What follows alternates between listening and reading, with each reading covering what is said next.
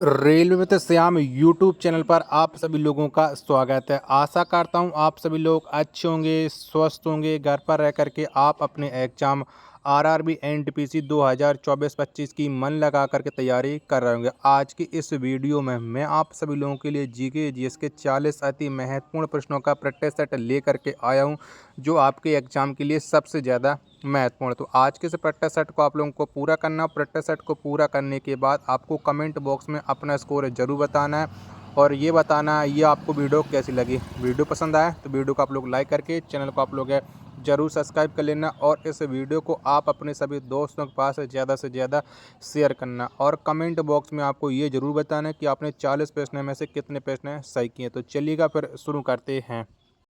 तो पहला प्रश्न आ जाता है कि नागरिक अधिकार आंदोलन किस वर्ष शुरू हुआ था। तो ये कब शुरू हुआ था?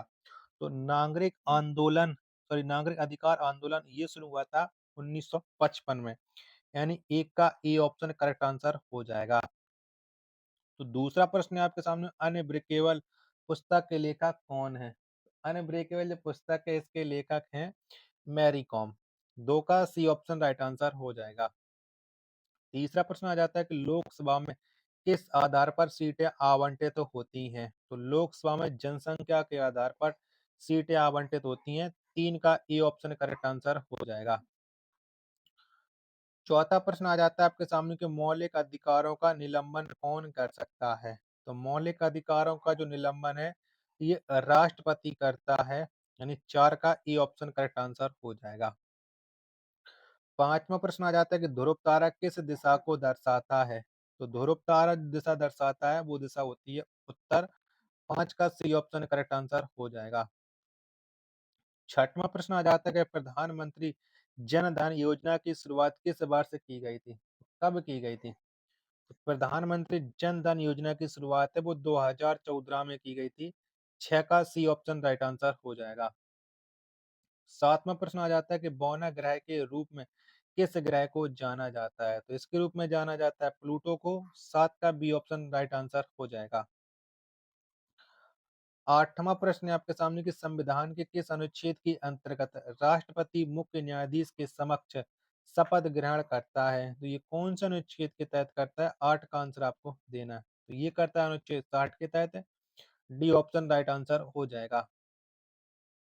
नौवां प्रश्न है आपके सामने कि पौधों में जल का संवहन कौन करता है?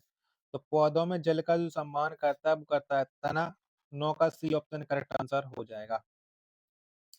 10वां प्रश्न है आपके सामने कि हिना सिद्धू किस खेल से संबंधित है? तो हिना सिद्धू का जो संबंध है वो है शूटिंग से। 10 का ए ऑप्शन राइट आंसर हो जाएगा। 11वां प्रश्न है आपके सामने कि सबसे पहला वेब ब्राउजर कौन सा था? तो सबसे पहला जो वेब ब्राउजर था वो था नेट एस्केप नेविगेटर। 11 का सी ऑप्शन राइट आंसर हो जाएगा। अगला प्रश्न है प्रश्न संख्या 12 कि हमारा सौर मंडल कितने ग्रहों का तारा बना हुआ है?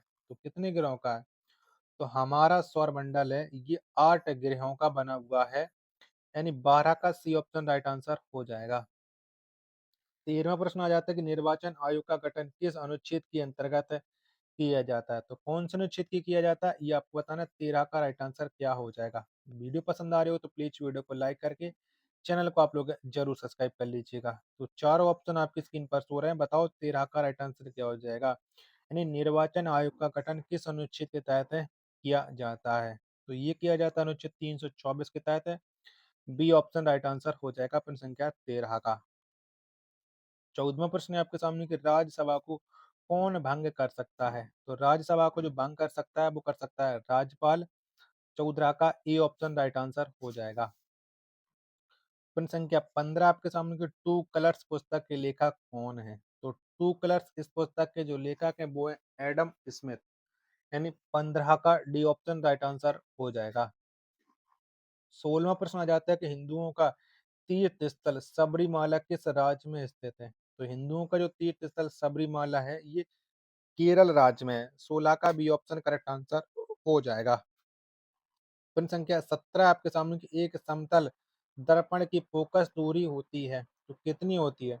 तो एक समतल दर्पण की जो फोकस दूरी होती है वो होती है असीमित। 17 का बी ऑप्शन राइट आंसर हो जाएगा। 18वां प्रश्न है आपके सामने कि प्लूटो को बौना ग्रह की संज्ञा किस वर्ष दी गई थी? तो प्लूटो को जो बौना ग्रह की संज्ञा मिली थी ये 2006 में दी गई थी। 18 का ए ऑप्शन राइट आंसर हो जाएगा। प्रश्न संख्या 19 है आपके सामने कि भारत के किस राज्य में समान नागरिक संहिता लागू है? तो कौन से राज्य में लागू है? तो भारत के गोवा राज्य में समान नागरिक संहिता लागू है। 19 का डी ऑप्शन राइट आंसर हो जाएगा। 20वां प्रश्न कि प्रोटेम स्पीकर की नियुक्ति कौन करता है? तो किसके द्वारा प्रोटेम स्पीकर की नियुक्ति की जाती है? तो ये नियुक्ति की जाती है राष्ट्रपति के द्वारा। 20 का बी ऑप्शन राइट आंसर हो जाएगा। प्रश्न संख्या 21 से आपके सामने कि रैयत बारी व्यवस्था किसने विकसित की थी? तो किसके द्वारा रैयत बारी व्यवस्था को विकसित किया गया था? तो ये विकसित की थी थॉमस मुनरो ने। 21 का ए ऑप्शन राइट आंसर हो जाएगा। 22वां प्रश्न है कि मेरा खाता भाग विधाता नारा किस योजना से संबंधित है? तो इस कौन सी योजना से संबंध रखता है ये नारा?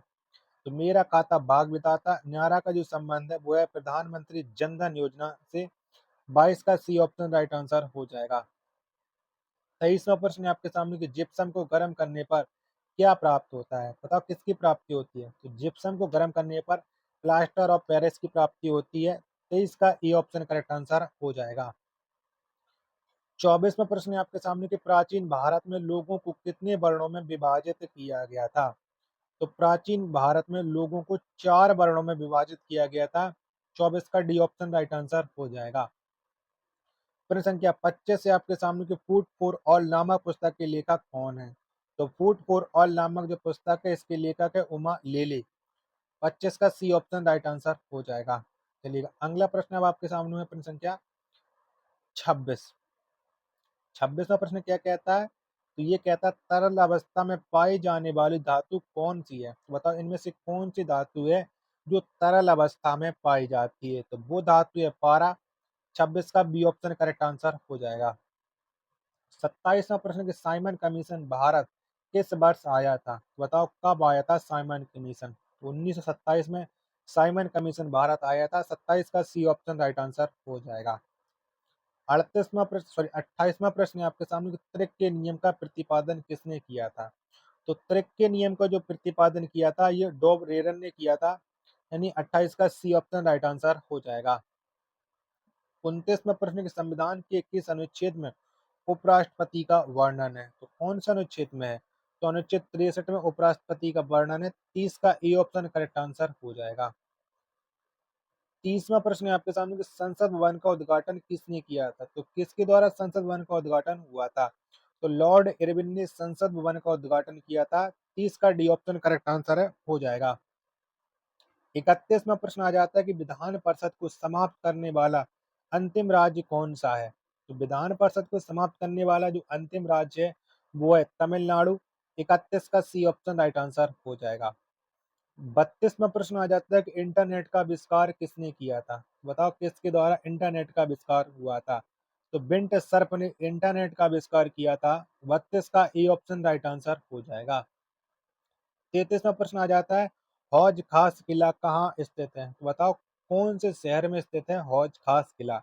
तो ये स्थित है दिल्ली में। 33 का बी ऑप्शन राइट आंसर हो जाएगा। 34वां प्रश्न कि चालुक्य की पहली राजधानी कहाँ थी? तो बताओ कहाँ पर थी? चालुक्य की जो पहली राजधानी थी वो थी एहोल। 34 का ए ऑप्शन राइट आंसर हो जाएगा। अगला प्रश्न प्रश्न संख्या 35 है भारत की निर्वाचन पद्धति किस देश से ली गई है? तो कौन से देश से ली गई? तो भारत की जो निर्वाचन पद्धति इसको लिया गया है ब्रिटेन से। 35 का बी ऑप्शन राइट आंसर हो जाएगा। अगला प्रश्न प्रश्न संख्या 36 है कि एक विद्युत कक्ष में कितना टर्मिनल होता है? बताओ कितना होता है? तो एक विद्युत कक्ष में जो टर्मिनल होता है वो होता है 2। 36 का बी ऑप्शन राइट आंसर हो जाएगा। 37वां प्रश्न के प्रशांत महासागर का आकार लगभग कैसा है? बताओ कैसा है? तो प्रशांत महासागर का जो आकार है वो है त्रिभुजाकार। 37 का ए ऑप्शन राइट आंसर हो जाएगा। 38वां प्रश्न कि तरल अवस्था में पाई जाने वाली धातु कौन है? तो कौन सी है? तो पिछली बार मैं इस प्रश्न का आंसर बता चुका हूँ कि वो धातु है पारा। 38 का बी ऑप्शन राइट आंसर हो जाएगा। प्रश्न संख्या 39 के प्रधानमंत्री नरेंद्र मोदी ने जन धन योजना की शुरुआत किस वर्ष की थी? तो ये शुरुआत की गई थी 2014 में। 39 का सी ऑप्शन करेक्ट आंसर हो जाएगा। आशा करता हूँ कि आपको ये वीडियो पसंद आई होगी। तो प्लीज़ वीडियो को लाइक करके चैनल को आप लोग ज़रूर सब्सक्राइब कर लेना। मिलते हैं पर अपने एक और नेक्स्ट वीडियो के साथ, तब तक के लिए धन्यवाद। जय हिंद, वंदे मातरम।